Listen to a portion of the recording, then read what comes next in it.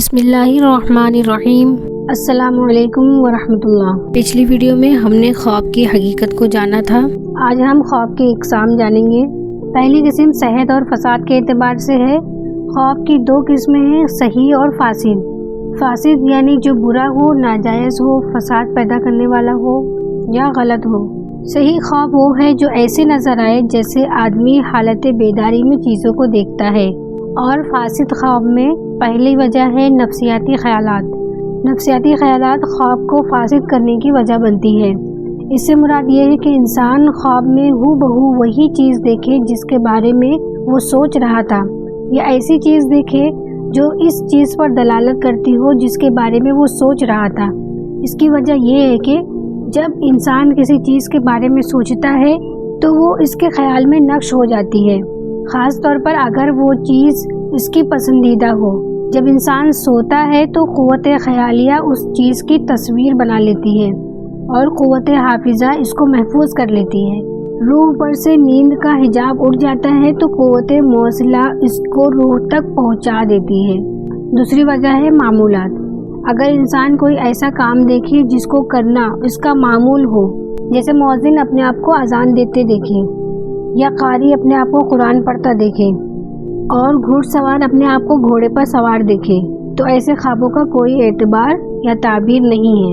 لیکن اگر وہ اپنے آپ کو اپنے کام کے مثل اعلیٰ یا ادنا، چھوٹا یا بڑا کام کرتے دیکھے، مثال کے طور پر اس کا معمول غیر عربی گھوڑے پر سوار ہونے کا ہے، اور وہ اپنے آپ کو اعلیٰ نسل کے عربی گھوڑے پر سوار دیکھے، یا اس کے برعکس یعنی کہ چھوٹے نسل کے گھوڑے پر سوار ہوتا دیکھے، تو ایسے خواب کی تعبیر بیان کی جائے گی۔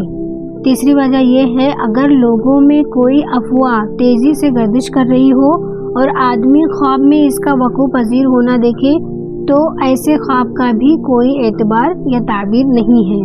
چوتھی وجہ ہے خواب میں خیال آئے یا آدمی سوچتے ہوئے خواب میں چلا جائے تو ایسے خوابوں کا بھی کوئی تعبیر نہیں ہے۔ ایک آدمی کا واقعہ ہے، اس نے کہا کہ میں عبدالحق بن سلیمان کے کھچر پر سوار ہوں اور گویا اندھیرے اور روشنی کے درمیان موجود ہوں۔ اس سے پوچھا گیا کہ تم نے تصور کیا تھا کیا کہ تم سوار ہو؟ بولا ہاں۔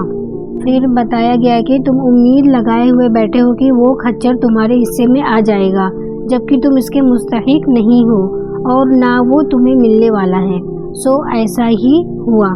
پانچویں وجہ ہے چاروں اخلاق میں سے کسی خلط کا غلبہ ہو جانا۔ مثال کے طور پر آدمی پر خون کا غلبہ ہو جائے اور وہ خواب میں خوشیاں اور کھیل کود دیکھنے لگے، یا اس پر صفرا کا غلبہ ہو جائے تو اسے خواب میں پیلی چیزیں، آگ یا دھواں دکھائی دے، یا اس پر بلغم غالب آ جائے تو وہ خواب میں بارشیں اور برف دیکھنے لگے، یا سودا غالب آ جائے اور خواب میں کالی چیزیں نظر آنے لگے، تو ایسے خوابوں کا بھی کوئی تعبیر نہیں۔ شیخ شہاب الدین قرانی نے فرمایا کہ تاہم اگر کوئی فاسد خواب کے ساتھ صحیح خواب بھی دیکھے، فاسد خواب کا اعتبار نہیں کیا جائے گا اور صحیح خواب کی تعبیر نکالی جائے گی۔